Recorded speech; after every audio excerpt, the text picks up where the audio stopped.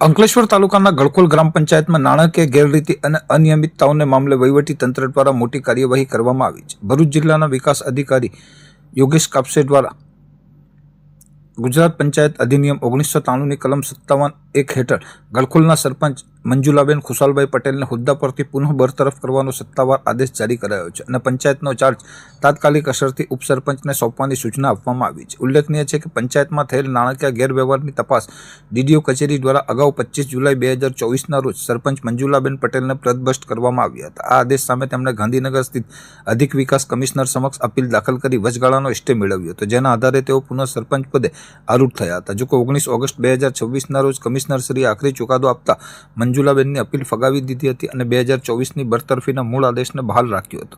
કમિશનરશ્રીના આદેશના પગલે ભરૂચ ડીડીઓએ 24 ઓગસ્ટ 2024ના રોજ મંજુલાબેન પટેલને કાયમી ધોરણે સરપંચ પદેથી દૂર કરવાનો આદેશ આપી પંચાયતનો ચાર્જ ઉપસરપંચને સોંપવા તાકીદ કરી છે. આ ઉપરાંત ગેરરીતિમાં અન્ય કોઈ સભ્યો કે કર્મચારીઓ સંડોવાયેલા હશે તો તેમની સામે પણ સ્વતંત્ર તપાસ કરી કાયદાકીય કાર્યવાહી કરવામાં આવશે, જેના કારણે સ્થાનિક રાજકારણમાં ભારે ખળભળાટ મચી ગયો છે.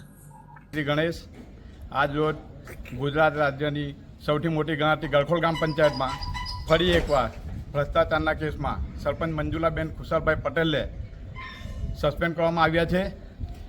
25 વર્ષથી ગળકોલ ગ્રામ પંચાયતમાં સત્તા ભોગવતી માસ્ટર પેનલ, જે ભ્રષ્ટાચારી સૌથી મોટી ચોર ગણાતી, 2022થી 2026 સુધી અમો સભ્યો અને ગામના આગેવાનો દ્વારા જે ભ્રષ્ટાચારને બહાર પાડવા માટે જે મહેનત કરી રહ્યા હતા, એમાં 3 વાર માસ્ટર પેનલના સરપંચ મંજુલાબેન ખુશાલભાઈ પટેલને જિલ્લા વિકાસ અધિકારી દ્વારા પંચાયતમાંથી સરપંચ પદેથી દૂર કરવામાં આવ્યા છે. અમે હજુ પણ જણાવીએ છીએ કે આવનારી ચૂંટણીમાં જે કોઈ સરપંચ આવશે અને ભ્રષ્ટાચારને ધ્યાને લઈને કામ કરશે તેને અમે સહેજ પણ ચલાવી લેવાના નથી. ગળકોલ ગામનો વિકાસ કરશે તેને અમે સાથ સહકાર આપીશું, બાકી થોડું પણ ચાલશે નથી. જય હિન્દ.